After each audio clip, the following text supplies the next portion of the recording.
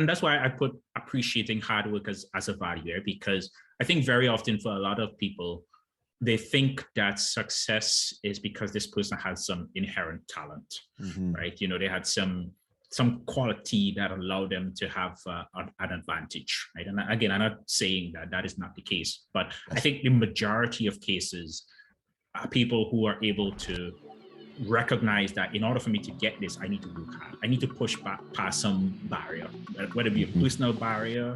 I need to use the advantages that I have, which are the things that we say come easy to them. But there's always something that requires that extra effort. And success is for those that are able to take and push through whatever it is.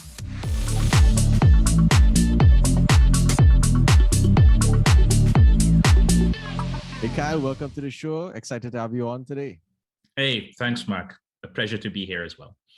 Fantastic. So kind of tell us where you're living right now, where you're originally from, and what are you up to, and where do you work?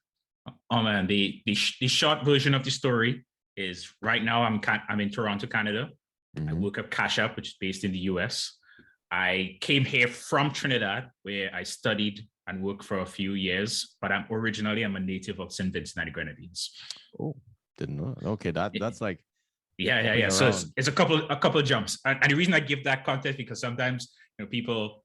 I lived like 10 years or something like that in Trinidad, so I picked up a bit of the accent. So people first guess is like, "Oh, you're from Trinidad," and I'm like, "Should I correct you?" It's too much trouble. So I just leave it. But I'm native, proud Vincy, living in Toronto. Okay, then I'm even more excited because then you're the first guest from that place originally, which is exciting. Good. And tell us what you do at CashApp. I see on your LinkedIn, you're a machine learning engineering lead for identity. What does that mean? Oh yeah, that's like a buzzword, right? So I lead a team specifically looking at how to apply machine learning for identity verification. And so again, we could dive into this later on if you want, but maybe the summary or a nice high-level summary is that we're looking at ways to protect CashApp customers. As you could assume, CashApp is a peer-to-peer service, but I mean, it's now much bigger than that. So maybe I should be careful how I say that, but it's a financial application. And as you could assume, people have money there. It's a target for fraudsters. And what we want to do is to help customers to be confident that the people who are using CashApp, who they're interacting with, are legitimate actors. They're not bots, or they're not somebody who says that they're John, but is really junior somewhere in some random part of the world.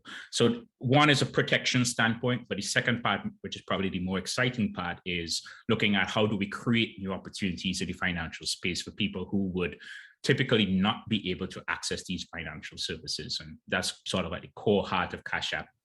And again, we're looking at it from an identity point of view. How do I know who you say you are? To enough confidence that financial bankers and all these people like, okay, we feel good letting you handle this money. Interesting. So if I can maybe replay that to you from the perspective of there's this notion of the unbanked to some degree, or folks who, for whatever different reasons, don't necessarily have access to different financial mechanisms / products, and to some degree with the data that you are accumulating or collating or building a new representation of folks, they can better give a typical financial institution that as an estimate, or even other,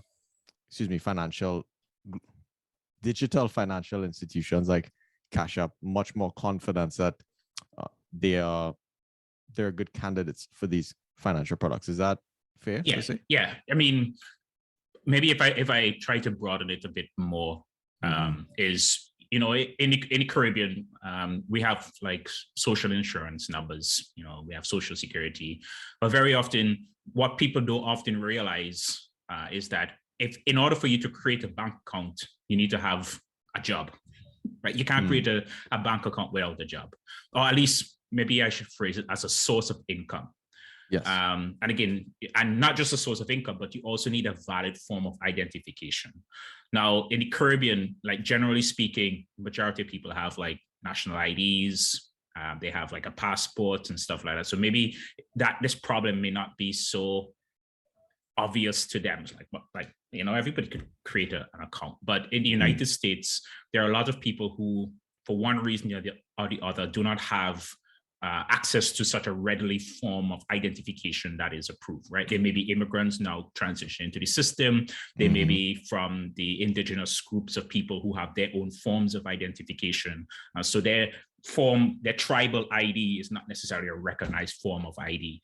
And again, the groups goes on people who are homeless or having difficulties with socioeconomic conditions. Again, there's a whole class of people for one reason or the other that are not able to access financial services. And the question is, well, how can we use information about them, whether that be their biometrics, whether that be metadata about them? Again, I can't go too deep into it because that across into the intellectual property side of the equation. But like what kind of information we could get either directly from them or from the internet, from their peers, whatever, to be able to give us enough confidence to trust that this person is legitimately who they say they are, so that we can trust them to have access to financial resources to be able to help alleviate them or build them up socioeconomically. Interesting. And just my brain thinking through this problem. This is a very sparse data problem from the perspective of I have one person who is from this tribe and another person who's like a different immigrant, and they have different sets of data that don't match the typical system. And we could talk for a long time on the problems, but maybe even bring it closer to the audience. Yes. as well, is that even when a person who is young, like they just transition from, again, in the conventions of the right of the child, as typically around 18 or so. You no longer, like before, like children who have accounts because that account is tied to their parent information. Yes. But what would happen, especially, again, I'm talking primarily in a US context, is that we refer to them as thin file. So thin file basically means that the information that the government has about their financial history is very limited because they just received a social insurance number. Social security number, social insurance numbers in Canada, right? So and because they're a thin file customer, when the system tries to say, okay, this person has given me their identification, do we know who they are, right? Most vendors would come back and say, no, we don't know who this person is because they have so limited amount of financial history. So even forgetting about the more extreme sides of the challenge, which is like the underbanked, even just the younger demographic who now transitioning into that financial independence have a significant challenge with this. And again, keep in mind, we could then say, okay, well, they could just provide us additional information and we could trust it. But, the thing, as you could appreciate with these financial applications, a lot of it is about making it easy or lowering the barrier to access. So if you could just put in your ID number and it works, great. But if you have to go now and find your passport or find your driver's license or find some other material to then just to be able to use an application. Financial services, then. It becomes frustrating.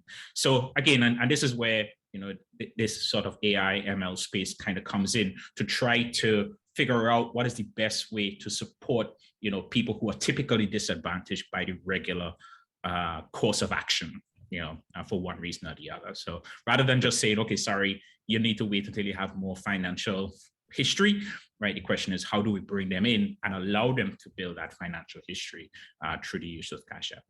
Fantastic. And definitely sounds like a very meaty problem to solve. So, we do this show to encourage people from the Caribbean region, and now that I'm discovering to a larger degree everyone else, to pursue data-driven careers. So first, how do you sort of see machine learning and tech really impacting the Caribbean region? And then one level up from that would be, what do you think folks entering the workforce, maybe in the workforce, what should they be thinking about in terms of the data space? And I like to describe the data space as not only data science, right? There are many other roles within a machine learning company that you can play. So any of your thoughts there are open. I think, and maybe just quickly, I definitely think there is a huge need for more practitioners within the data space in the Caribbean. Okay. And again, I see that generally, and I think as a region, and I did some work regionally. I used to be part of like a group that did work across several English-speaking Caribbean countries. So generally, as a region, we have people who are equipped, able to make data-driven decisions. But very often, that is almost primarily from like a social impact dimension, or a I want to say maybe, again, my knowledge is limited beyond my experience, but I think like very often the way that I've seen it work is like, okay, we want to create a program to help deal with teenage pregnancies. Okay, we have data and we use data to provide interventions or justification for interventions that are necessary. So that's sort of like where my experience came from. Yes. But I think generally speaking, there's a huge amount of opportunities for us to figure out, okay, like one challenge I was working with that I think could do with a lot of help is that we have a lot of illiteracy, right? A lot of people who reach to a certain level of education, and for one reason or the other, school just wasn't their thing, and there wasn't enough social security to help them to advance, so they just kind of like drop out and say, okay, whatever, right? But how do we then use technology and data-driven solutions to be able to say, okay, let's target interventions to help these kinds of situations, right? We have a fishing, generally speaking, we have a fishing community. Questions as to the extent to which it's being passed on to subsequent generations. But how can these industries benefit when they're small against large trawlers that just come exactly, right? You need something to drive that competitive edge, and one of the ways to drive that competitive edge is to use and to understand data, right? And again, they're not necessarily ones. I'm not saying like a fisherman needs to become data driven. I'm saying that there needs to be. I agree, but I just don't want to constrain the audience's mind to think that that's what I'm thinking, right? But I'm saying like there needs to be the availability of data practitioners that allow us to drive these industries that are strong or that have historical context in the Caribbean forward, because everybody else is doing this. The world is doing this, but we still think of fishing as, well, a man gets on a little boat with a little 2-cylinder engine in the back, and he go and throw a net, and like we have not transitioned sufficiently. Again, I would say there are people who are thinking about it, but I'm saying broadly speaking, we still see these industries that has strength, that has potential in the Caribbean as traditional. Like we just see them as as labor intensive. Again, agriculture, did a lot of work in agriculture too, right? Fishing is another example. Even things like we used to produce cotton. Caribbean was well known for its cotton. We produce some of the best cotton in the world. And again, for one reason or the other, we have not, maybe with the exception of maybe the Bahamas, we have not really used data to be able to drive how can these industries still be relevant? How can we put this to use in a way that, despite our small size, can make this a viable industry? And again, I'm fully aware that many people have tried these things, but I'm saying that if there are more people that are inclined to make these types of data-driven analyses better or easier or more accessible, because part of the reason is that there's so few people and there's a scarcity problem, and sometimes we just don't have the framework to think about them either. It just becomes a hard problem to deal with. So again, I have many thoughts on this, but I don't. So I definitely think there's huge value for that across various industries within the Caribbean region. So fishing is interesting, and sort of ocean conservation. We have several members of the sort of private group that we're in.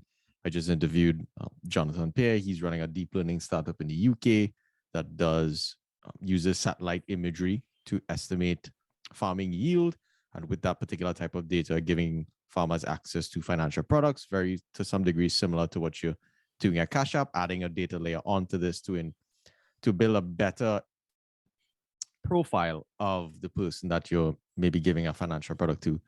And there was an interesting thought experiment that I heard from a gentleman named Naval Ravikant.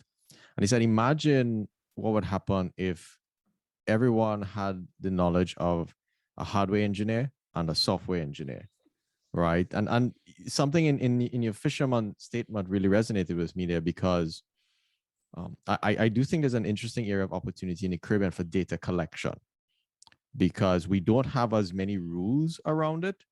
And there's lots of either computer vision applications, especially when it comes to NLP and conversational AI. You know, the shit that's out there is not going to understand our accents at all, especially once we're talking natively.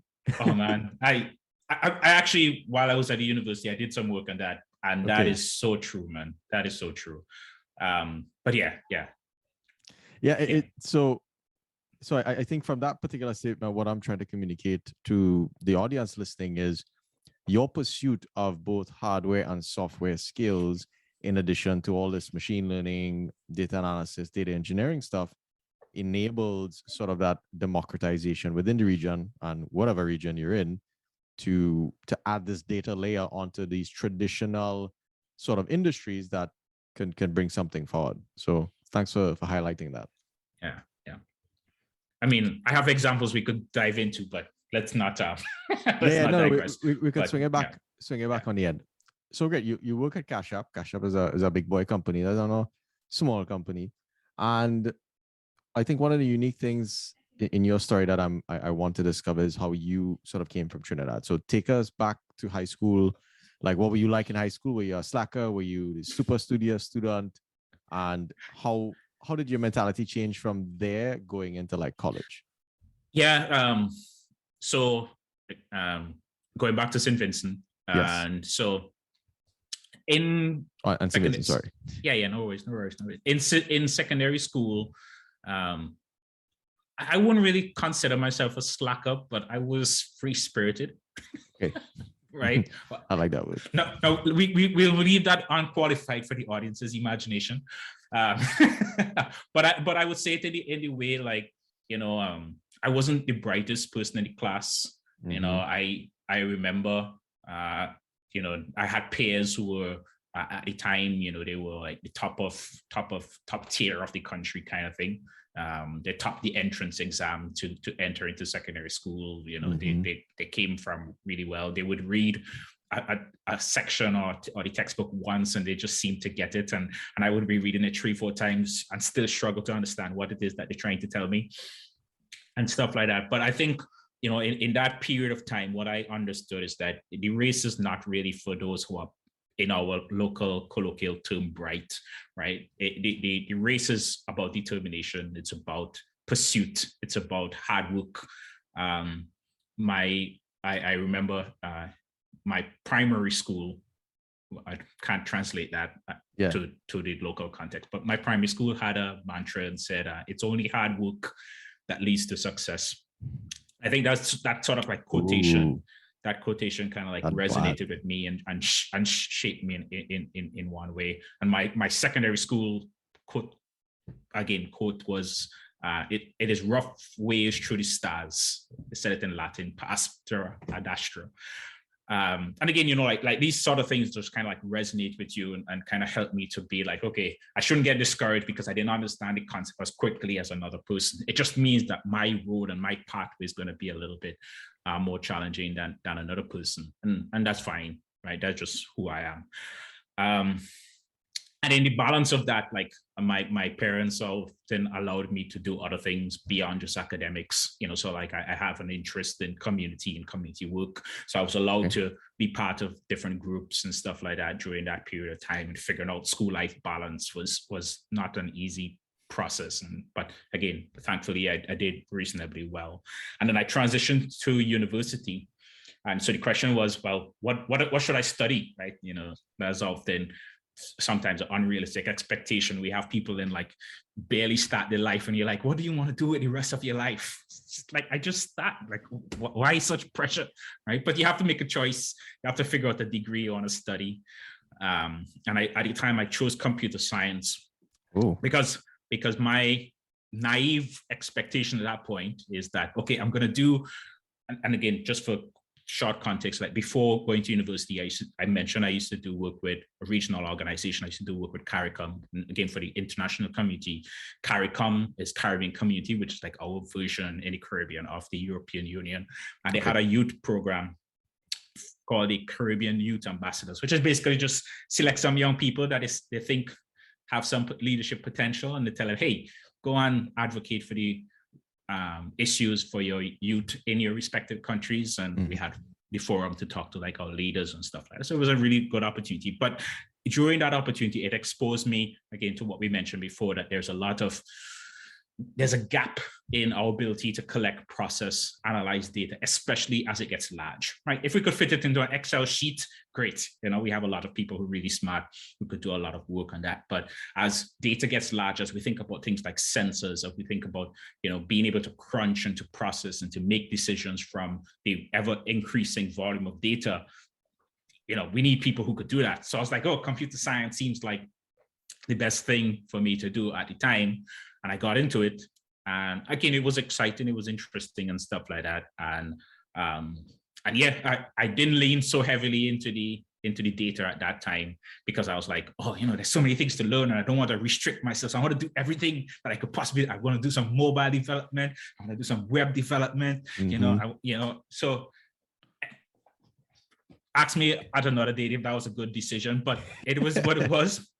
But again, like after that, and I was coming close to the completion, I realized I really had an interest in this thing. I really was passionate about this thing. And so I decided to go straight into my master's. And that's where I took a more deliberate decision towards the data analytical side of things, to what we would call AI or ML. Again, there's a slight nuance between it, but yeah. So you did sort of spend some time in your master's doing more data analysis, more formal machine learning stuff. That's correct. Oh, yeah. Very cool. Coming back to something you said in your high school journey, did someone introduce you to computer science? Because the reason why I asked that, like my dad had a computer company in my house, and at no point did like the word computer science in my entire existence up until 18 years old ever come into my purview. I'm not necessarily sure why that is. I don't think so, to be honest. Like looking back, I have a family friend who I would refer to as my uncle.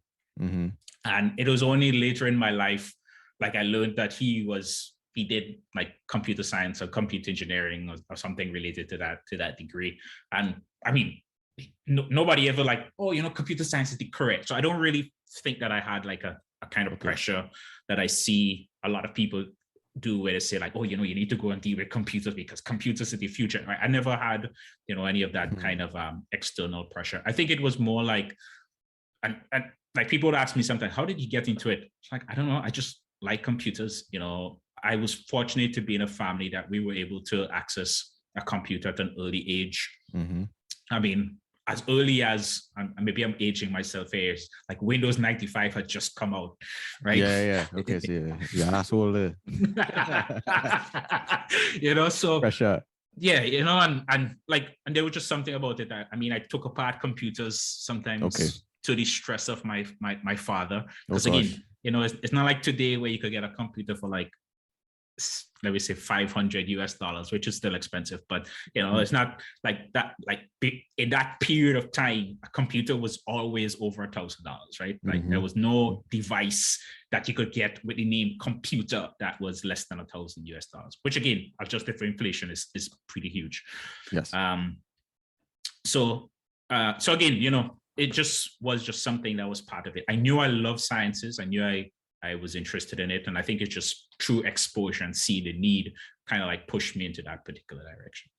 Makes sense. And once you got to college, how did your mentality shift, right? Because you said in high school, you were very free-spirited, and you got to University of the West Indies in Trinidad on the St. Augustine campus, and you were doing computer science. And one of the reasons why I'm really interested in your story is I think most of the success stories you see coming from the Caribbean those folks have studied in the US.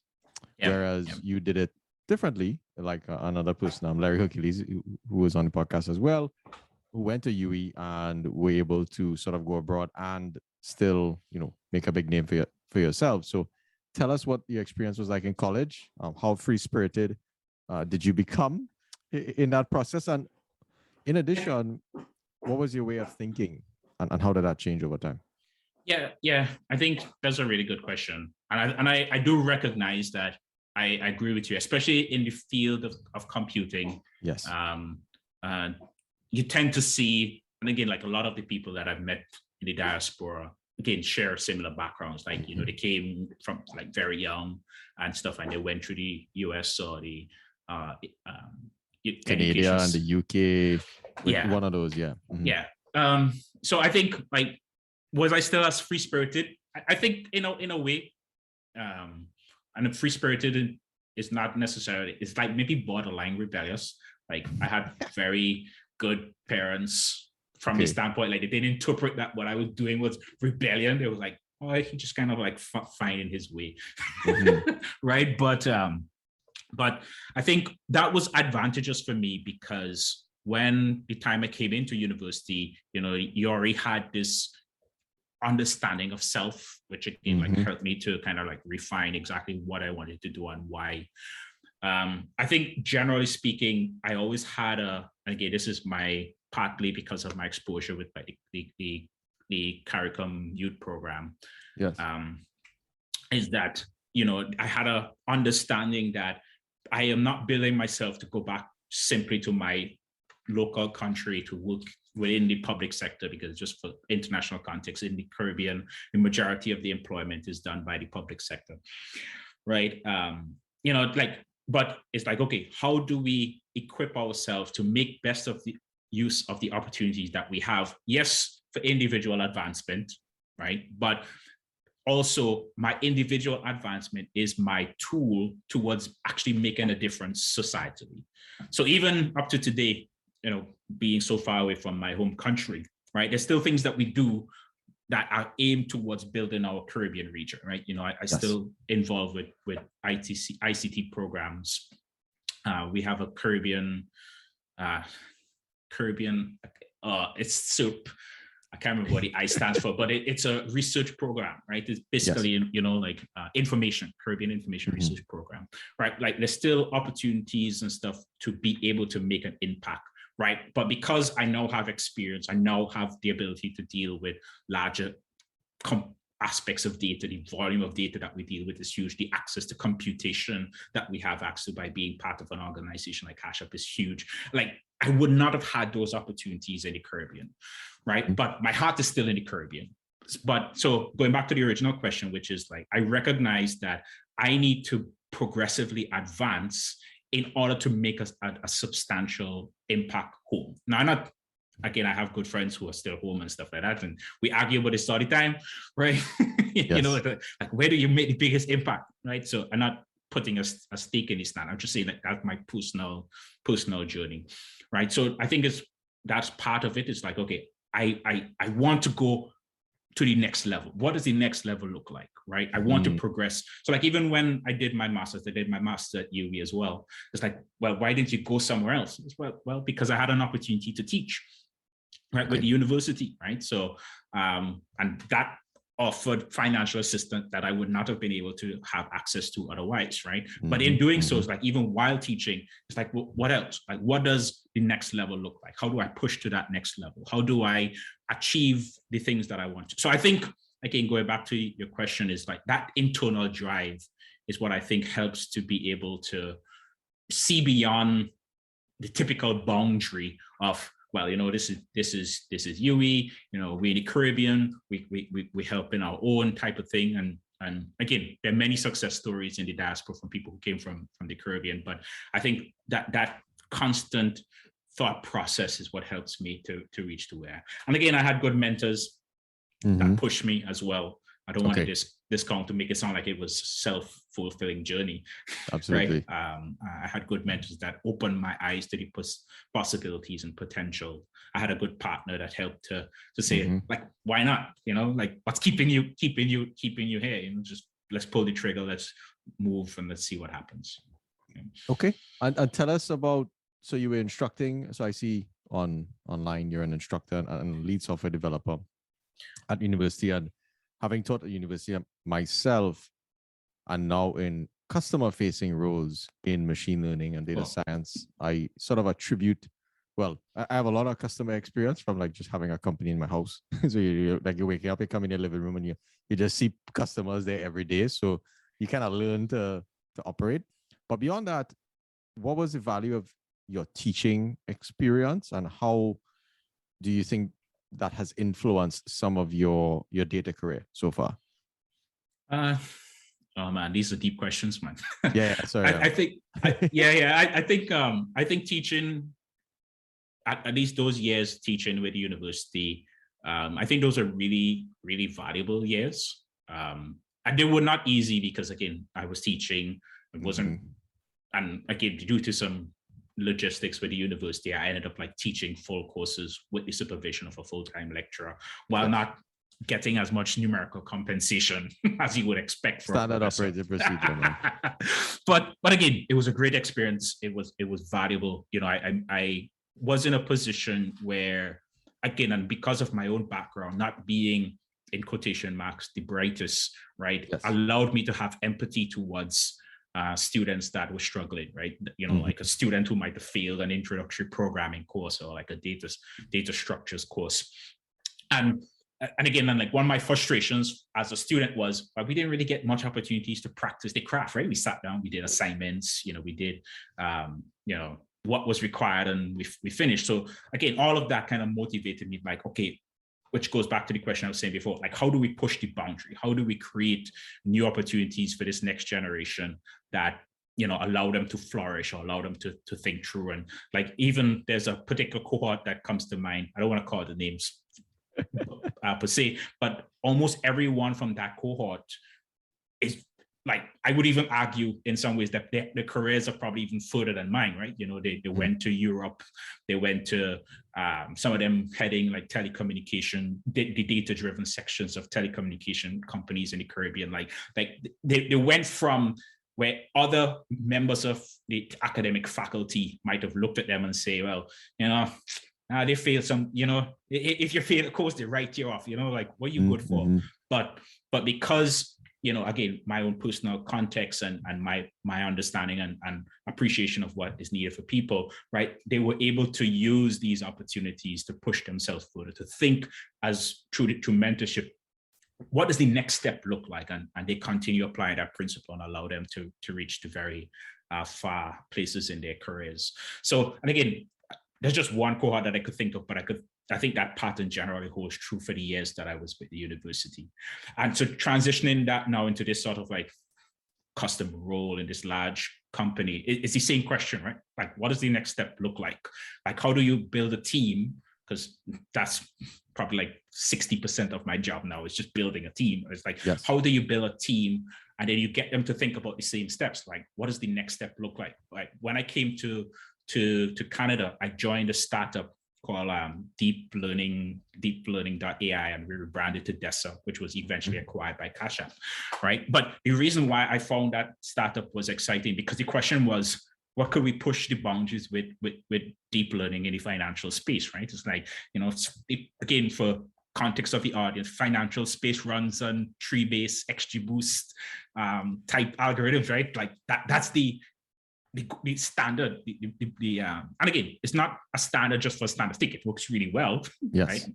At scale as well. Exactly. So I want people to understand that. I'm not downplaying it, but the question is like what's next? What's on the horizon? What comes beyond, you know, this standard? And again, this startup was sort of like answering that question. I was excited to be a part of that. You know, so even as you're building the team, you're like, hey, this is what we're doing now. But what's next? The next step? Exactly. You know, like, yeah, I'm gonna print a jersey and just put what's the next step? Because now you have me thinking a lot as well. Interesting. So you finished teaching. You're in Trinidad at this point, I guess. So you might have probably went back home for some period of time, depending. What was your transition like to Canada, and how did you discover that particular opportunity? Okay, so the transition point. I left teaching. So I used to do teaching and software development at the same time. Okay. Again, because, you know, sometimes people say, oh, you know, teaching is for those who can't Don't know. practice. Yeah. Right. You throw it out the window. Yeah. I keep that statement out far away, right? So again, at the time, I was leading like 3 or 4 different software development projects that were across multiple countries in the Caribbean. Wow.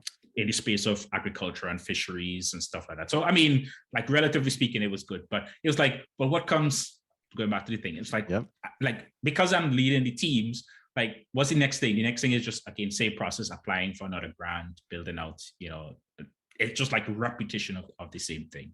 So it's like, okay, what's a new challenge? And again, that's what kind of led me to this. Like, I even had competing offers between this startup company and working in AWS. Okay. With Amazon Web Services. And I was like, what's Amazon Web? I know what Amazon Web Services, right? Because we know people who've been there. I wanted to be part of this exciting new wave of deep learning and stuff like that.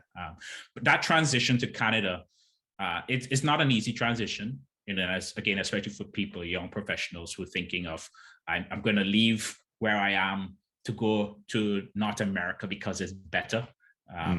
I don't have any complaints or anything, but I think we should be careful about identifying or that sort of mindset. Again, it's a mindset that's been around for generations, right? So I don't think that's going to change overnight. But I think, we should be careful about automatically assuming that.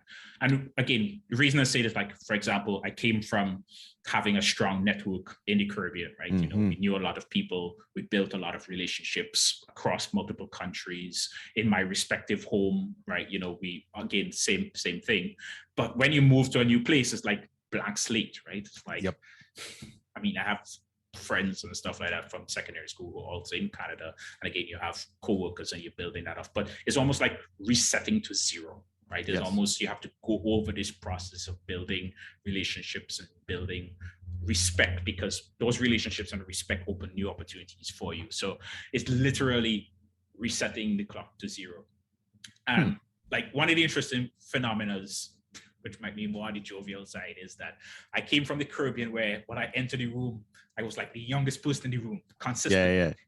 But when I came to Toronto, I became like the oldest person in the room in the space of a week, right? From the time I left to the time I arrived in Toronto, it's like the dynamics are just totally different, right?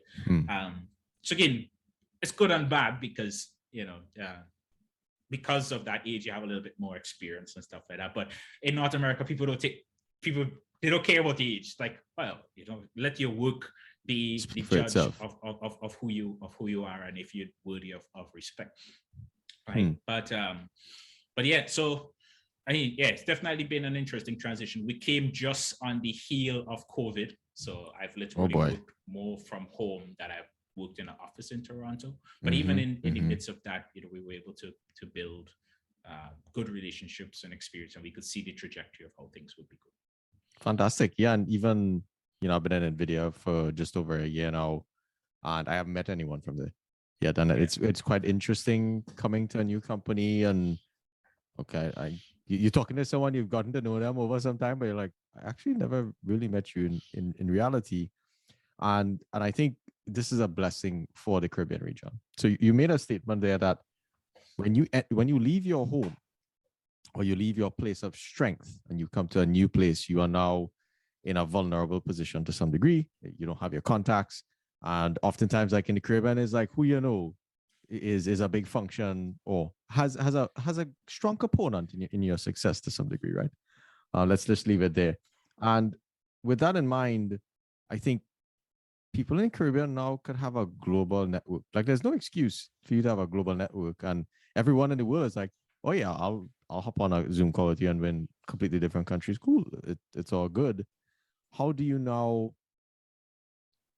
if you were home in whichever region of the Caribbean, or for others that may listen at some point, whatever remote region in the world you are, or even if you feel like you're isolated within your environment, what would you do to start over again?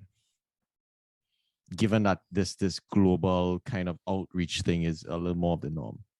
Oh man, I feel like these questions get progressively deeper. But pressure. So This is a really good question, and I think it's not an easy, like, I'm careful how to answer it. Sure. From your context within, the purview of how you have lived, naturally, what you say will not necessarily generalize to many people. All I want you to do is just... Well, it's more like... your heart, Yeah, I mean, I think it's more like, it's going to be interesting to see how it evolves as the restrictions and stuff like that of the pandemic, release, right? Yes. Yeah. So I think, and again, I agree with you 100%, man. I have good relationships with people in Australia. I meet with them every Monday. Have good relationships with people in the heart of Silicon Valley. So I mean, it and that would not have been as possible to build that relationship if we were not equally forced to have this online mode of operandi in work, right?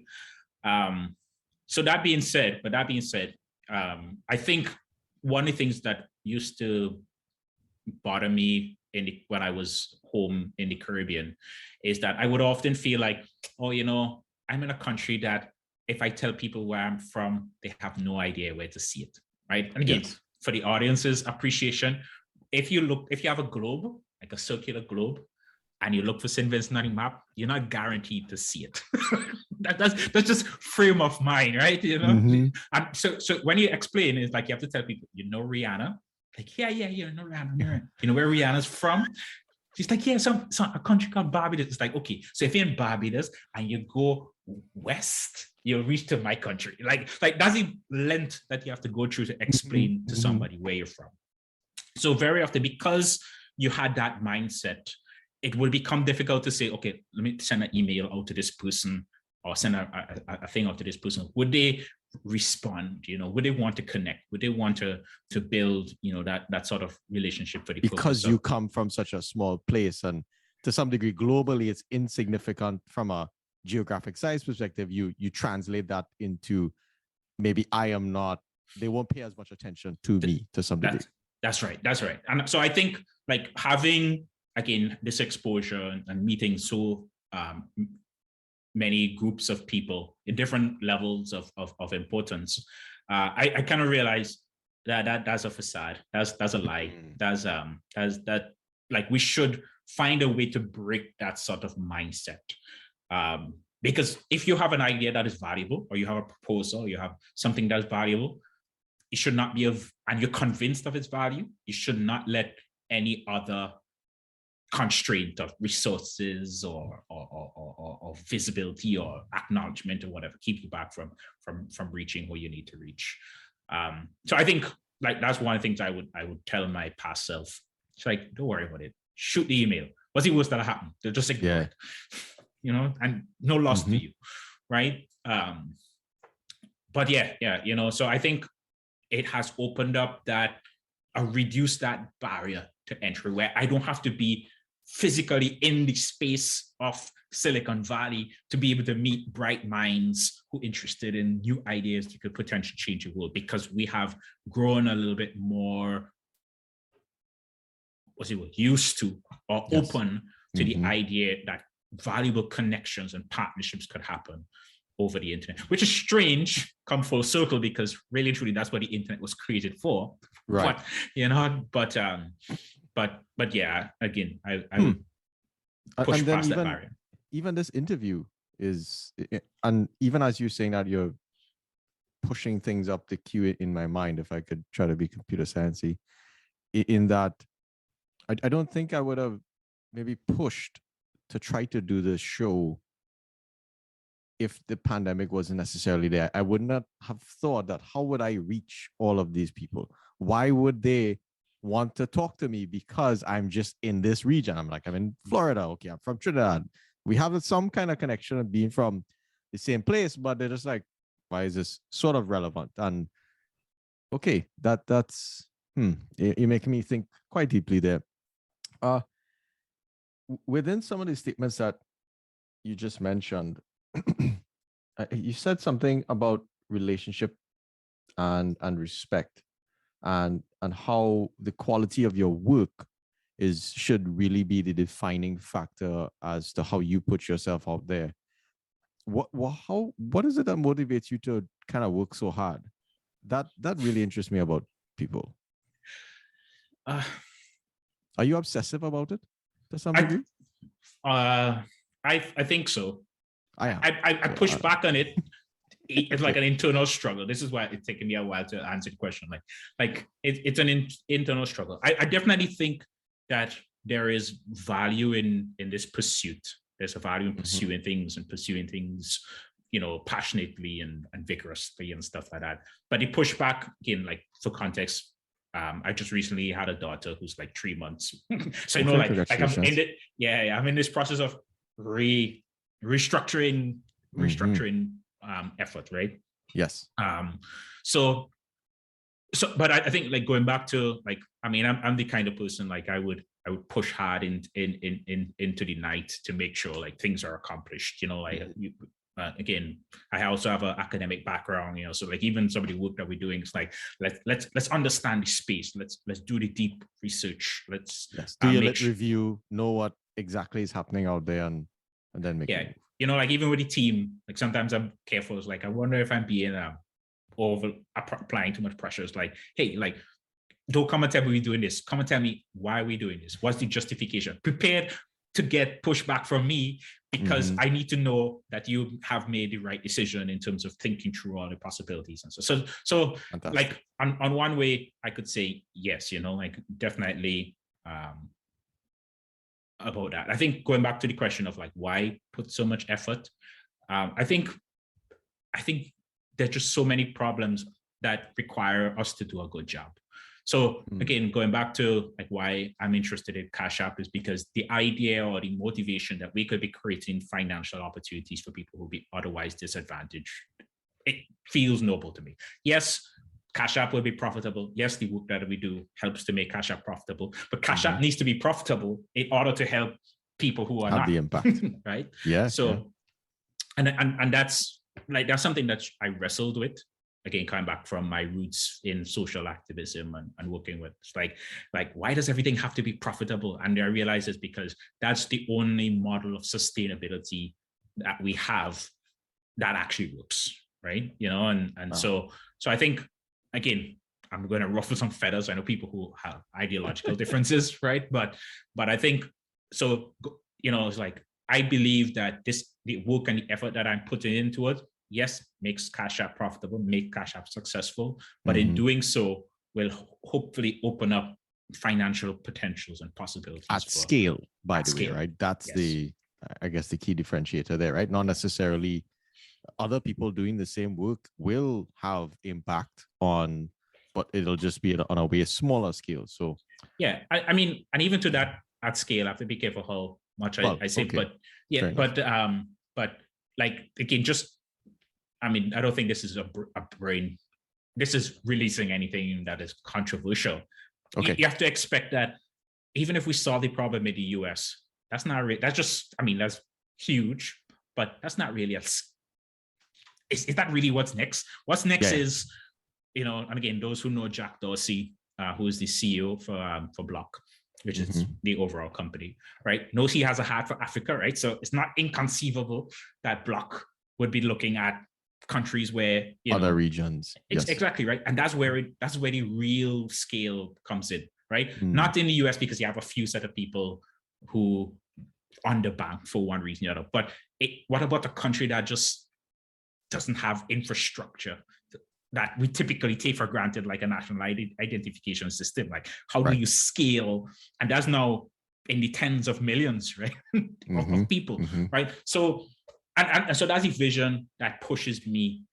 And again, it goes back to, I just want to make sure that the things that I'm doing, the effort that I'm putting, my time is helping, humanity on a whole get better.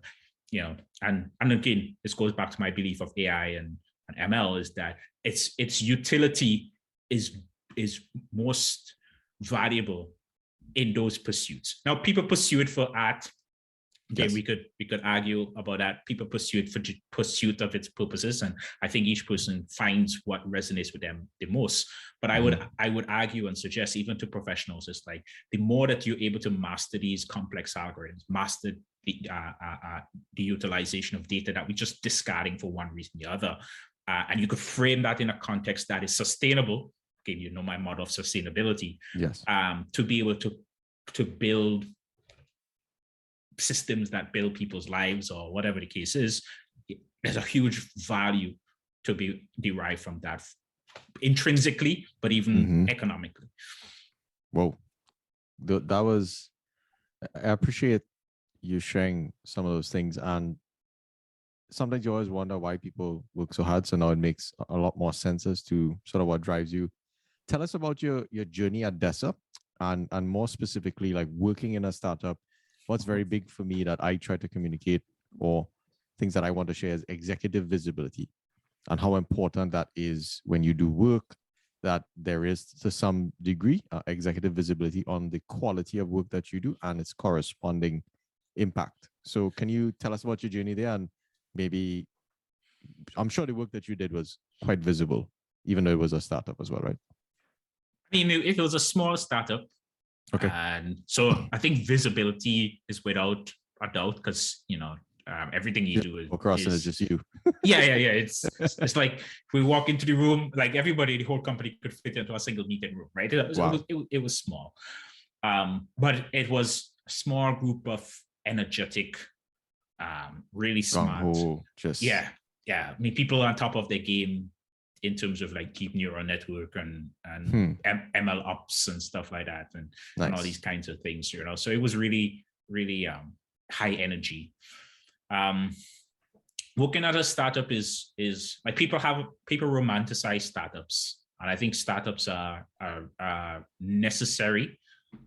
And I say romanticize it because, like, when I got into the startup, it was good, but we reached to a point where it was like, okay, we need to ensure that what we are doing has product market fit, because like we saw the runway, right? You know, you see the end, yeah. You see the end, and again, like even emotionally, like it's rough because, again, I came to Canada with a work visa at the time, so it's like, well, if this company tanks back home, right? Yeah, you're done. You know. Right. But so again, you know, like, but again, it was a good experience, high energy. We had fun doing it. We made some significant breakthroughs in what we considered at the time to be valuable from a temporal utilization of data within the financial space, which we were able to use as well at CashApp and stuff like that. So again, really, really valuable. Going back to the aspect of visibility at work. I think it was important, and because, you know, I came in from the Caribbean. What's my exposure? My exposure is building systems that scale across multiple regions. Great, but was it more amount of transactions per second we get? Maybe like 1,000. Wow. You know, per second. Like, you know, like I mean, that's still a lot, but that's not as much as some of these larger companies are dealing with. So, like, even in that way, you know, you have to kind of like quickly level up your capabilities to that. And then you come in a room I was hired as a senior person. And so you come in a room, people looking at you to making, you know, decisions and stuff like that. And so, again, you know, you have to make critical decisions because we had like deadlines. There's always the desire, those who are in software engineering would be familiar with this. There's always a desire, like, okay, we have a deadline, so we have to cut corners. Like, what corners do you cut? Like, why are you cutting that corner, right? And a lot of pushbacks. Sometimes work went as late as like 7 p.m. We just arguing about and some of it is philosophical. Yes. Positions. So it's like, even like, you know, like I personally had to like put aside, like, am I arguing this because this is good, or this is a philosophical belief that I have about what software development should look like, and helping other people of the team to see that, so that we could come to those kinds of decisions and stuff. So that was really a core part of even my own transition and stuff like that. And I think that in part had a large degree of what CashApp would have saw, why they decided to keep me on as part of the team and stuff like that. Again, which I do even up to today. I sometimes think I ruffle a lot of feathers unnecessarily, but it's about asking questions, right? It's like why are we going with this route, right? Why are we going with AWS? Why are we going with GCP? Why are we using it? Why are we not building it on our own? Why are we building it on our own? There needs to be somebody who visibly challenges assumptions and ensures that we are on the right track. if that gives you the reputation that you're a difficult person to work with, I don't think that it is. I just feel like there's a fear of that, but I'm not going to let that fear stop me from asking those questions. Yeah, I think I've been experiencing sort of the same thing at NVIDIA, right? Where you come on these big calls and you're like, hey, what about this? What about that? What about that? And I think the thing that you said about, hey, you're from this small island. Who the hell are you to say something? I have to like put that aside every day. I'm like, all right, well, I'm going to just ask a question and like, do you want to fire me or whatever? Like, whatever. Like, I'll go find something else, type thing.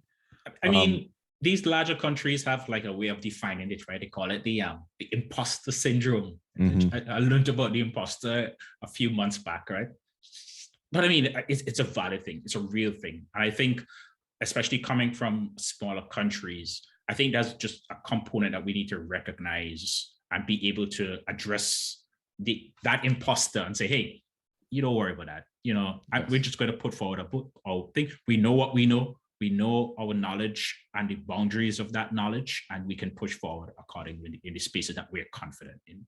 And again, mm-hmm. I think professionally, that's just what everybody does. But it's important to recognize that sometimes because you're from, especially me having come up, I don't have like a nice long pedigree, though I'm very proud of my University of the West Indies education, right? Compared to sitting with somebody who say they're from MIT or other cases, like sometimes it's easy to fall back and be like, is my UE education matches up to this? It's like, yes, right? And even not just my UE education, but the fact that I am a diligent person, that I'm going to pursue knowledge just like everybody else. We have access mm-hmm. to the same resources. We have access to the same, again, thankfully, a lot of knowledge has been democratized and stuff like that now with Coursera and all these other tools that exist. But again, recognize the imposter and deal with them. Yeah, and coming back to your statement from your primary school or your high school, it's only hard work that leads to success. So you're a fine example of that in that, hey, you got acquired by CashApp, which is not an easy thing for a startup to do. And what was that experience like in getting acquired by a large company, coming into a bigger enterprise that's super formal? And I don't know anyone that works at CashApp, but most of the Silicon Valley companies are very serious about engineering. So there's engineering at a startup, and then there's engineering like at scale with way more, just a bigger room of very, very talented people. What's that experience been like? Oh boy. I'm trying to find ways to keep these answers short, right? I think the experience, I think I don't know if anything else to say other than say just enlightening, right? Because when we were brought in, we brought in as a unit, and the idea was, hey, we want to inject more deep neural net, because that was our specialty, right? Our specialty mm-hmm. was deep learning. And so it's like, okay, how do we apply deep learning to different aspects or components of the business? Yes. Right. And so a lot of our talent and stuff like that went into addressing those problems, so like figuring out like, okay, these systems are built for XGBoost, mm-hmm. Or libGBN or whatever, right? Let's call it tree-based models, mm-hmm. right? Like to put a deep neural network there, that's not possible because a tree-based model could fit in memory, but so like we had to think through, and then we cannot disrupt business because we want to put something new. So we have to think creatively of how to apply and bring in all these kinds of principles. And you have to ask a lot of, why are we doing this? Why are you disrupting my business? How much money is this deep neural network will make me? Yeah. I mean, it was interesting. And I think maybe this is something that I don't know if a lot of people know about CashApp, but CashApp, the way Jack Dorsey runs his companies is like he thinks of it as like an ecosystem of startups, right? So Block has what we know as Square, which is what is the most recognizable thing, which is like the card reader and all the business commercial side. And you have the music one from Jay-Z. I can't remember right now. Is it music? They acquired this music company from Jay-Z. Musically? No. Oh, no. Okay. A competitor to Spotify. Oh, not Pandora. No. Why is the name slipping? Anyway, it doesn't matter that right now. Yeah. Right. But so he has all these things, and he pushes these companies to try to remain agile in its approach. Interesting. We have organizational principles, and the organizational principles reinforce this sort of thing. So every time we went to a team, it was like, hey, look at these organizational principles. Allow us to do these things because it fits into these organizational principles, right? And again, we never, like, I think working in CashApp was amazing because we expected to get pushback, right? Every time we went to like the big banks in Canada, right? You know, these financial institutions, it was like a lot of pushback. The same questions that you're asking. How much is this going to make me? You know, like those kinds of stuff. When you go in CashApp, it's like, oh, that sounds really cool. How are we going to do that? What do you need from us to do that? And we're like, wow, you know, very different. So, and I think that again speaks a bit to the culture of the organization, and fact that it has these principles, that it's keeping people in check. And even as it grows at scale, growth in CashApp has been tremendous. There's still going back to these kinds of ways of thinking so that we don't get bogged down into it. So yeah, I think just generally speaking, really, really well. When we got pulled into this identity space, it was the same thing. It's like, hey, we have this problem, and we need some creative out-the-box thinking to address this problem. And then they took a couple of us from the acquisition and say, hey, we think you all know what you're doing. They put together a team and set us on our way. And so part of our work is risk mitigation, which is preventing bad actors, but part of it is the creative side of it, which is opening up new opportunities. Fantastic.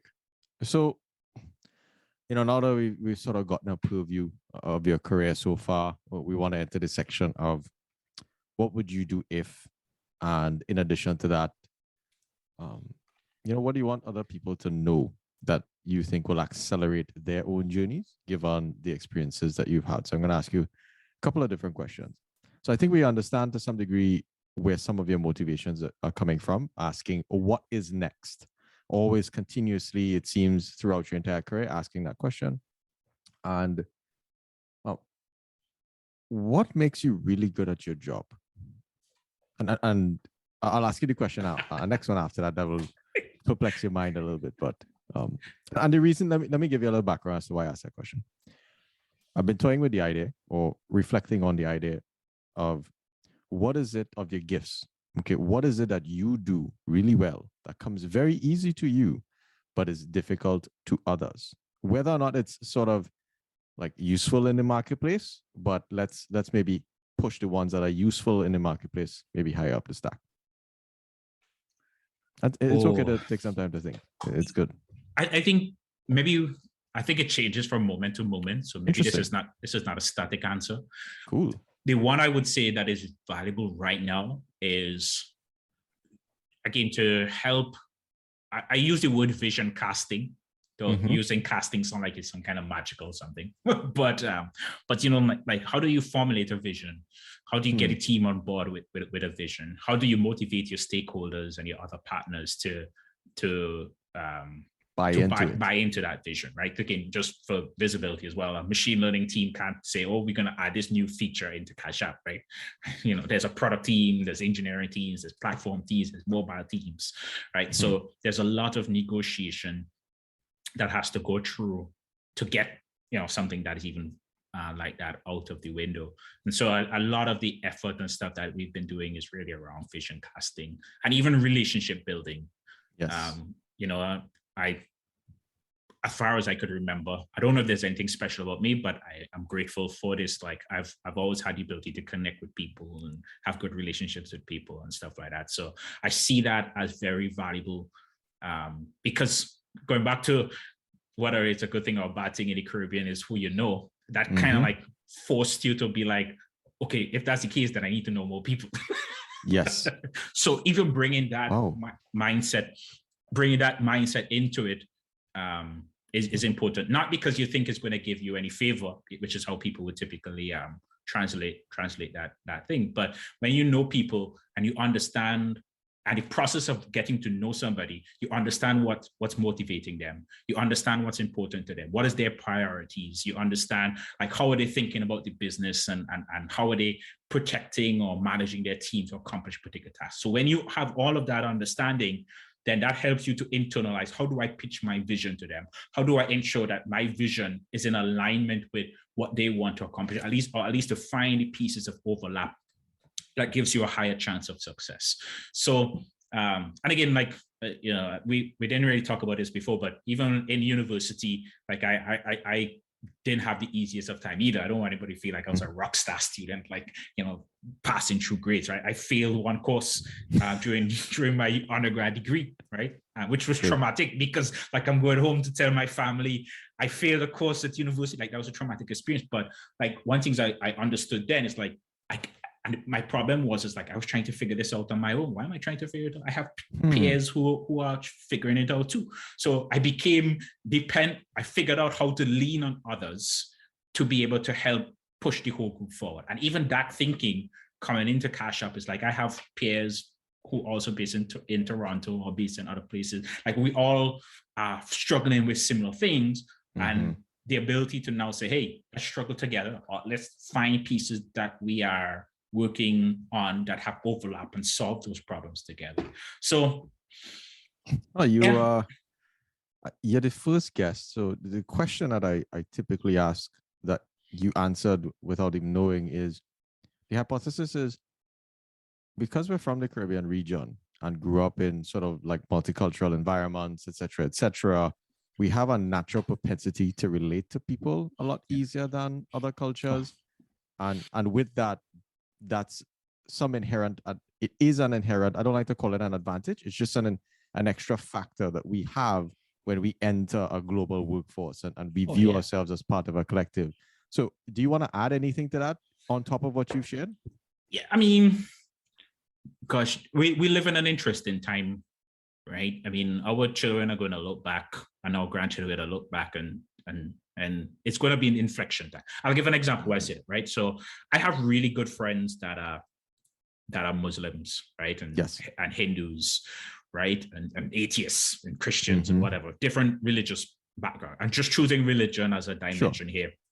But you could easily apply this to ethnicity. Yes. Right. So, and again, I learned this in Trinidad because St Vincent is not necessarily as diverse as Trinidad, right? You would go to them. So for Eid, you'll go and you'll sit and you'll have a meal. For Diwali, you'll go and you'll sit and you'll have a meal. For Christmas, you get invited and you have a meal. And that's just part of how things are, right? You somebody having a birthday celebration, you go and you have a puja with thing and get covered with smoke. That's just part of the experience, right? So so when you now in this multicultural place, in my mind, that's the expectation. It's like, I already did that. But even as progressive as Canada is in terms of its acceptance of these multiple religions, it's not as integrated, maybe, right? That's right. It's not as warm. It's not as welcoming. It's like one time I know Diwali was coming up, and I have a guy who works at me who's I know to be Hindu. So I'm like, hey, we getting sweets on, we coming over for some roti, and he's like, you want to come? I was like, I assumed there was going to be an invitation, right? So and that just breaks down barriers because it takes them off guard because they're like, whoa, we're not expecting that, and again, that goes miles to be able to help with relationships as well, so I think recognizing that and embracing that and being able to speak to that just makes dealing with people so much easier, because again, and we have good reasons why it's not always easy to talk about religion, because people have used religions in very negative ways, right? Yes. But knowing somebody's religion and knowing what they believe and stuff like that, even if you don't personally believe it or whatever, just being able to talk to them and acknowledge whatever they're thinking is a good conversation starter, or even a barrier breaker to make a breakthrough to somebody. That was very well, nicely said. That was terrible English. And I think I wanted to abstract some of the topics in there, right? If we could maybe speak machine learning there, in that it's not only enough to respect where someone is coming from and to give them space to not necessarily express that, or just give them space to exist within your particular global space, but it's more so people from the Caribbean tend to integrate more. Like, hey, let me come into your space and feel what it is that you're feeling, and oh, come into my space, and it's all blended spaces versus a series, just a bunch of smaller boxes in a big box, right? It's very fluid to some degree. So cool. Let me give you another one that blows people's minds, right? So I did this 23andMe test, the genetic test that shows the breakdown and composition, right? So it'll take me a while to pull it up here. But when I show them like my background and how my background have so many colors, like it blows their mind, they're like, you have Indian in you? It's like, yeah, my great grandfather on my mother's side was an Indian man. He used to puja every day, right? And they're like, what? But we don't see any Indian in you. Like, what are you talking about, right? Like, or I tell them, like just by showing them that and breaking them, because even now, and our companies and stuff, rightly so, have corporate policies to help manage these types of relationships, because it's not an easy road to navigate. But I think for us to appreciate the Caribbean, we have more practice. We have been forced in some ways. And again, because of the nature of our schools and stuff like that, we have more of that mixing. Yes. And I think our generations have done a much better job. I think that even maybe our parents and grandparents, right? And I think that's just a strength in itself, because many people are trying to figure this out, right? As you have migrant countries and workforces pulling talents from all over the place, all over the world. How do you integrate that in the workplace? Like, how do you deal with that without stepping on people's toes? How do you have a mindset that my way is not necessarily the only way, right? Or at least I might think my way is the right way, but I don't mean I can't respect somebody else's way or embrace their way or welcome their way. And I don't even use the word tolerance, because tolerance has negative allocations to it. Because tolerance means is like, well, I just not offended. I just dealing with you for now, but ain't really. yeah. And I think again in the Caribbean we're still working it through. I don't want to paint a bed of roses, sure, absolutely, right? But I think we're much further along that conversation than many people are in the world. And this is, I'm now saying this because I am in a position of management, in addition to practicing. But from a managerial point of view, nobody has to force me to be like, oh, you need to ensure that your candidate pool is diverse. It's like, I want my candidate pool to be diverse, right? Yeah. Because it would be boring if it was just one set of people, right? Yep. And it's just easy. It's just easier to interact and to deal with those kind of things. Right? If I was eating macaroni pie every day of the week, I love macaroni pie, but that's boring. I need to throw little doubles in the middle. I need to put a little jerk chicken in the middle. I need to have some sweets that have some kind of nut that I never heard about in the middle. You just the variety. It's just easier to deal with that way. Great. I appreciate you sort of calling that out, and I think even myself as a multiracial person, like I have Chinese, Indian, African, Portuguese. So people just look at me like, what? That ain't making no sense. And I think even in my own thinking, like I'm a part of everything to some degree, right? And Chinese as well. So just integrating across different, I don't like to say ethnicities, just vibing with people overall in work and just building those good relationships is always a good thing. So great. So I have a couple of questions as we get closer to the end. What are 3 principles you live by? And I think I picked up certain things along the conversation, but if you want to surface them up to the top. Yeah, I think 8 principles, boy. One principle that I hold above every one, maybe in a way that I could verbalize easy, is, to treat others as you would like to be treated. Again, people would be able to figure that where that kind of comes from. Right. But I think, like, just generally speaking, it's easy for me to know how to deal with somebody because I'm empathetic. So I could put myself in a position like, how would I want to be treated? How would I want to be dealt with in a situation like that, So that's definitely one. The second one is like, integrity above else. Right? There are cases where, you want to be honest and accurate and precise, right? One of the things that people often do is they try to beat around the bushes, like, oh, they have a deadline coming up, they want to beat around the bushes, like, oh, we think it's like, no, upfront. These are the issues, right? And I think people appreciate that honesty, even if it's not always the best news. And again, going back to verbalizing disagreements and stuff like that. So I think that's definitely one. Maybe the last one centers around appreciate the value of hard work. You know, and so hard work. It's funny because I have an uncle while I was in Trinidad. There's a family friend who is so close we call him uncle, right? That's a very Caribbean thing, right? And he's a farmer, right? Yes. So like it used to be funny when I used to think about hard work because I'm like, oh, that man works hard, right? Yes. But you know, it's more after a while you start to appreciate like, and he was the one who actually pointed out to me, it's like, you know, when I come one evening, I'm tired, you know, and I go to sleep, but you still up working your brain, you know, hours into the night to figure out some of these difficult problems. So, you know, like even though I have a desk job, in quotation marks, even though I reject that terminology, but again, I use it because people are quick to use it as a term to dismiss the difficulty and the hardness of the work that we do. Yes. Right. But yeah, you work hard, you put in the effort, and people romanticize it and they say, oh, you know, you get your reward. Man, there are plenty of things I put real effort into that didn't pan out. Right.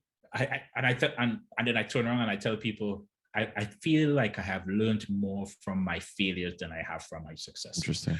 You know, and even that is again the value of working hard. Because if I saw like, okay, I was gonna fail and I'm like, all right, okay, I could just give up now. It's like, no, I already started this thing, you know, I'm gonna push it forward as much as I could reach.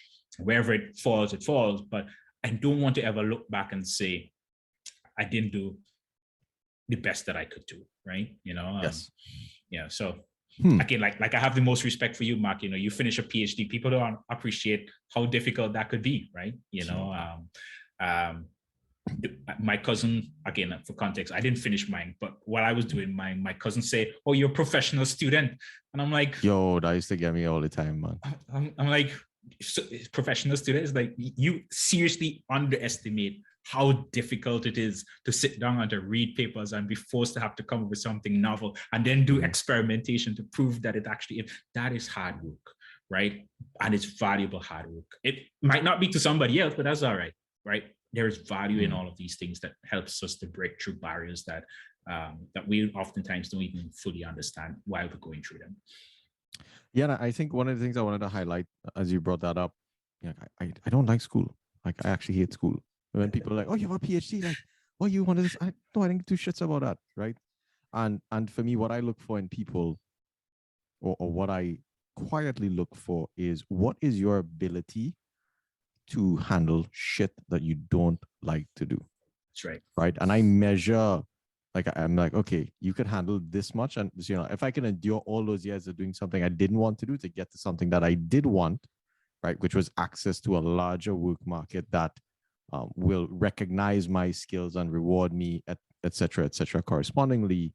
And I always kind of say, like, the smartest people, you know, quote unquote, don't finish PhDs. Is really the most persistent. And I actually spoke to a friend, and, you know, this man is absolutely brilliant physicist, just animal, and he's struggling in writing his dissertation. And I'm like, hold up, you could solve quantum computing, but like writing a document is stressful. So it's very interesting that certain things really block people from sort of achieving their goals. And that's why I had asked all those questions of what is it that comes kind of easy to you. Writing didn't come no easy to me, because in grammar class and literature class, I was a real fool. So, but now I even appreciate that more. And I wish I had taken writing more seriously, because I think I would be much richer just because with the skill of writing. But that is, yeah. And and that's why I put appreciating hard work as a value there, because I think very often for a lot of people, they think that success is because this person has some inherent talent, right? You know, they had some quality that allowed them to have an advantage, right? And again, I'm not saying that is not the case, but I think the majority of cases are people who are able to recognize that in order for me to get this, I need to work hard. I need to push back past some barrier, whether it be a personal barrier. I need to use the advantages that I have, which are the things that we say come easy to them. But there's always something that requires that extra effort, and success is for those that are able to take and push through whatever it is that they're dealing with. And I mean, I make this generalization knowing fully well that there are people in different socioeconomic conditions that deal with that. But I think generally speaking, that principle is true. And, even though, we're coming on time, I think one thing that I've thought a lot about is it's all relative. So we've been given X amount of opportunities, so we have to achieve X amount more, because when our particular ancestors came here as labor in whatever form or fashion, they did not have those opportunities and had to expend the same effort but get way less reward than we are able to sort of get these days. And it's quite interesting from that perspective to remind us that, hey, like, we can achieve a lot more by really pushing. So I'm stoked that you push super hard. So as we wrap up here, quickly, what are I want to respect your time. What are pieces of advice that you have for a high schooler? I'll just leave it to one: a high schooler, a college person, and a professional. So I think a high schooler, what I would say is, don't be too fixated on the future. Interesting. Right? Okay. I think enjoy what you're doing. Or I should say, pursue the path of enjoyment or the greatest degree of satisfaction. Right. For me, the greatest degree of satisfaction was sciences, and again, that was advantageous for me in this way. But there are people, I have friends who loved business and wanted to be successful business people, did that, and they're doing well with it. And I know people who have been forced to do sciences because their parents said that was going to open the most opportunity, right? That's going to open the most opportunity, and they didn't like too much after, and it just made them disgruntled somewhere along the path. So I think understanding what you like and why you like it, and pursue that.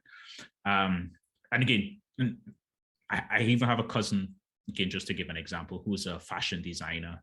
Cool. And she pursued her passion, and hasn't been the easiest of roads, Yes. But I think that passion just continues to push her, and she's received acclaim and stuff for that.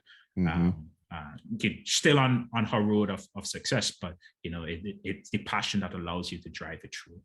For the going into college, university person, I would say, is to make sure that you have fun while doing what you're doing. Yeah. I think university years can easily suck the life out of you. Especially if you're pursuing something that is hard. Yes. Right. It could easily it could change you in ways that you don't often fully conscious of until you're looking back at it. And I think it's important to make sure that life is about balance.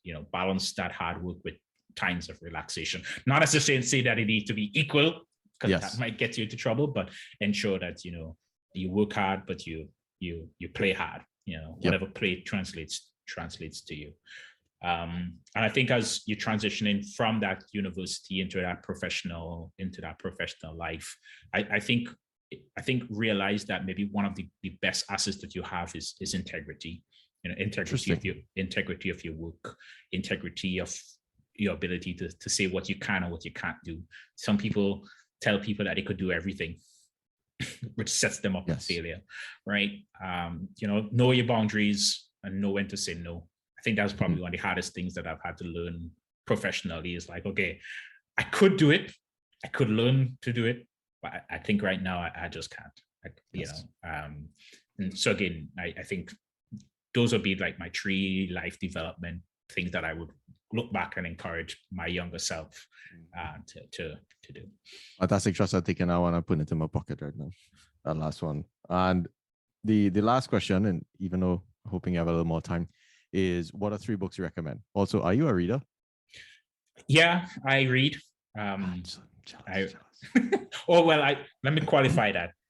I put in as much time as I can to read as much as I can. Okay. Does it come natural to you, or it's something you? Okay. Reading is hard. Reading is really, really hard.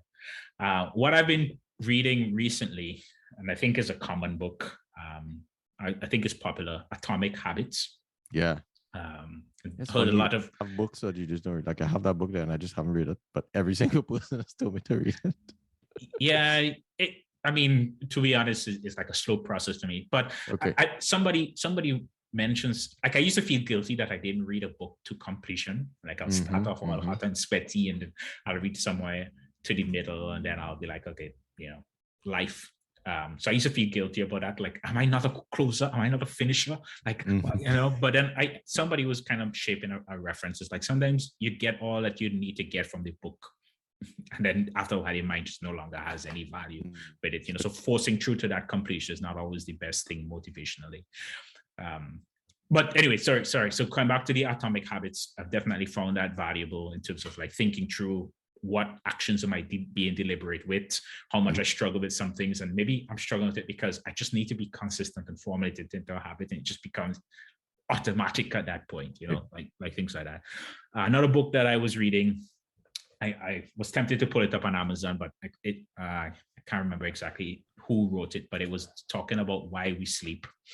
And that changed my perspective a lot about sleep, because what I used to do is like, in my first year in my master's, I used to brag and say, I never used to sleep on a Friday night because, Friday night was just finishing all my assignments and homework. And then Saturday morning, I was going to a photography class because I was interested in photography, and in the afternoon, I had all kinds of, so I used to just be like, sleep is optional. But then, like this book just opened my eyes to, again, his name just slipping me right now, but he's a doctor who studied like sleep science over several decades and stuff like that, and shows how even lack of sleep can be compared to like impaired driving, in terms of the ability to control motor skills and all. So it just changed my whole perspective on the value of sleep.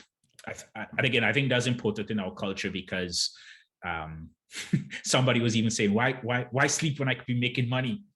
Yeah, I was, I used to listen to all those motivational talks, and every time I sleep, I get guilty. But my PhD, I napped a lot. Like the one thing that everyone remembers about me in my entire academic career is like, Mark was always sleeping under the desk. That's like the only thing that they have to say. Oh man, we brothers of kindred spirit. Yeah. My professors used to make a joke about me about sleeping in the front of. I sat down in front because I wanted to pay attention, but my body just didn't let me, so I used to fall asleep.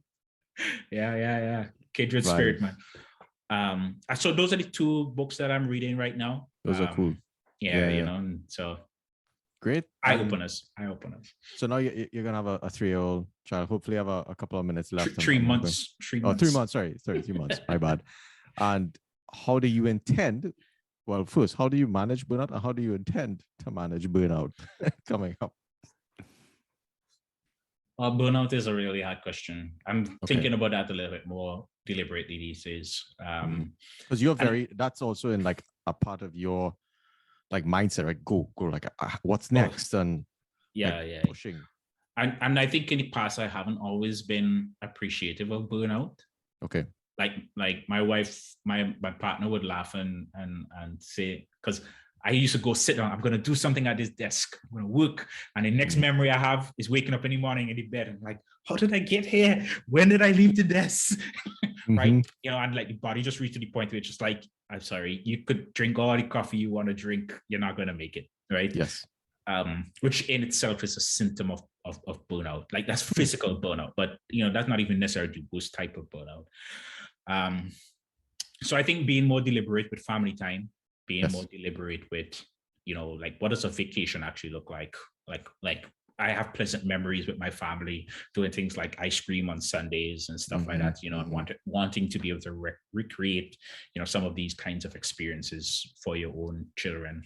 And again, I think like all of that too, even though, again, just word of caution, sometimes in the pursuit of something noble could itself become a stressor, right? Yes. But indeed. So I think like that's what I am thinking of a little bit more. I have a really great partner who is very conscious about me when it comes to these kinds of things. And so I know I have the support that I have there. I have family, even though they're all remote, but again, technology makes that a little bit less of an issue than it used to be, that keep me accountable. to those kinds of things. And I think having an accountability structure is also important. And I'm building a community of friends in the Toronto region that also helps with that, who again are similar professionals with family. And so I think our needs are very similar to help manage all of those kinds of issues. I'm not sure if it's the best solution, and I'm open to suggestions, but so far that's where I am. Cold showers too. Cold showers and naps. Mark, a cold show when you're in Toronto? Well, that's a different story. I ain't lying to tell you. I ain't lying to tell you. So I again told us like Wim Hof cold shower thing, right? So I gone to Colorado and I opened the water, the cold water. I said, no, that ain't no cold shower. Florida cold shower is different to like Colorado and Canada. That makes sense. That's a true talk here. Like I went 20 something years of my life without hot water, right? Like it was so funny because one time when she was my fiance at that point, visited my parents in St Vincent. My father actually installed a water heater into the bathroom that my brother and I used. And we were like, all the years we've been suffering with cold water, right? You know, it was just like, but boy, that water that comes out of that pipe, that's a different level of cold. No. I thought I was ready. Trust me, I wasn't ready. That shit was too painful. Yeah. But you're right, you know, sometimes just a nice refreshing bath shower. Yeah. Yeah. And like that afternoon. So what I've noticed at least is, you know, I monitor cortisol very, very, very, I'm very acute to my cortisol levels because your cortisol levels could really wreck like everything downstream, right? Yes. And so I think just like that, going, and then your weight loss, I'm super aware of as your cortisol is very high. Like if I don't get good sleep, like my whole body starts to inflate and whatnot. So I would send you the link to the book about sleep because he deals a lot with cortisol and sleep as a function for managing cortisol levels. And again, like all of this eye opener for me because I was like, if I get 4 hours sleep and I wake up the next morning and I feel okay, I got enough sleep, and it just opened my eyes to think about it differently. Yeah. Fantastic. So is there anything else you wanted to share with the audience before you left? I've thoroughly enjoyed the conversation and hopefully found a hardworking friend to be like, hey, you're a semi-workaholic. Like, what are you going to do differently now? Oh man, I sure appreciate that as well. You know, like I think be conscious of your time. Like I think maybe the only thing that I regret when I look back, like there was a lot of things that like sometimes people will be like, oh, let's do something. And I'll be like, oh, nah, I'm kind of busy, you know? And like I look back at it and I was like, was I really that busy that I couldn't do that thing? Like I could not have made up the time. Like, so I'm not downplaying that. I think it felt necessary at the time, but you look back and you're like, was that really as necessary as I think it was? Yes. You know, so like when you're faced with those kind of decisions, like even now, like I don't tell people I'm busy anymore. It's more like, let me know. I'll see if I could make time, you know? Okay. You know, that's a cool perspective. Yeah. Even with the baby, like, oh man, in your mind, you have a mental image of how much time a baby is going to take. I don't even know why we bought it. It's not nothing. Yeah, and like I was talking to my partner and I told her, I said we need to just reshape our thinking and our language. It's not about when I get time, because we'll never get time. And this is just one, right? Wow. It's just like if we need to do something, we need to just figure out how to get the time, how to make the time, how to position, how to organize the time in order to do something. And like I think I've always done that, but I never really challenged that language. And I think if I thought about it in that language, then I would have been able to make more time to do more things with people, with friends, and that kind of stuff like that. So, as a core borderline workaholic, I don't know if I call it a workaholic per se, but as a fellow person in that dynamic or range, I think that's just the warning and the caveat. You know, like if you find yourself saying too often, or at least people turn around and say, "Well, we didn't invite you because we know you're busy." That's like a sign, you know, right? Like, a warning sign. Like, what is the projection that I'm giving to people? And again, we talk about data science and machine learning and success and stuff like that. It's not valuable to be successful and lose people along the way. Right. Yes. And again, more that you become successful is the more that you need to network, the more that you need to build relationships. All of it is related. Don't isolate it, don't compartmentalize it. It's valuable. Yeah, the one thing that resonated there with me, I've been thinking a lot for a while, is lime faster. Like, you go to hang out, all right. I just look back at my whole teenage years and like I wasted so much time just doing nothing. I could have just compressed all that nothingness into like a quarter of the time, and then I would be so much further along. So it's slightly inverse for me. It's like, how do I compress all of the fun or time that is so quote unquote wasted, not like achieving certain things you're trying to go for, and at least tell young people that like your time is so valuable, and if you just manage it right, the sky is the limit type thing. And so I think we are a good balance to each other, because it's important for them to realize you could swing the other direction and totally still screw it up. So I definitely agree with you. Don't waste time, but at the same time, don't see building meaningful relationships as a waste of time. Yes. But if you're liming every Friday from how we used to do like 10 in the evening, we start liming at 10 and we reach home at 4, and you're doing that every week. And then your whole sleep schedule just mess up for like the rest of the week, and I would say at that point you need to rethink, can you have the same kind of bonding with friends, quality bond? Because I mean, again, we're getting a little preachy here, like, sure. How much you really bonding when you go out and do that? Like, maybe there's another way to bond. I'm just saying, I'm not disagreeing with that. I'm just saying, like, when you're thinking about setting yourself up for success, you have to critically look at all of these things and say, is there a way for me to get the same outcome with less time, than what I'm doing? That's all we say to ask, Optimize, right? Hey, That's Kyle, right. I've thoroughly enjoyed the conversation, and I hope the listeners, extract the same motivation to go push themselves responsibly. Let's call it that way. And sustainably. And sustainably. Yeah, that's a word. So yeah, really appreciate you spending the time with us, and we'll be in touch. Yeah. All right, Mark. It was good making this link, and I'm sure when I'm coming down to Florida, we'll meet in person. Man. Yeah, man. Vibes.